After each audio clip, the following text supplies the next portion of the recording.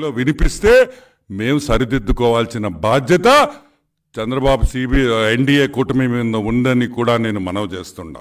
అదే democracy. Yes, ఈరోజు పోలవరం ఎన్నెన్నో ప్రాజెక్టులు వస్తున్నాయి, కొత్త ఫ్యాక్టరీలు వస్తున్నాయి, రోడ్లు రిపేర్ చేస్తున్నాం. వీటి గురించి మంచి అసెంబ్లీకి వచ్చి మంచి సజెషన్స్ ఇవ్వండి, చెప్పండి ఈ విధంగా చేస్తే ఇంకా బాగుంటుందని చెప్పండి, వింటాం.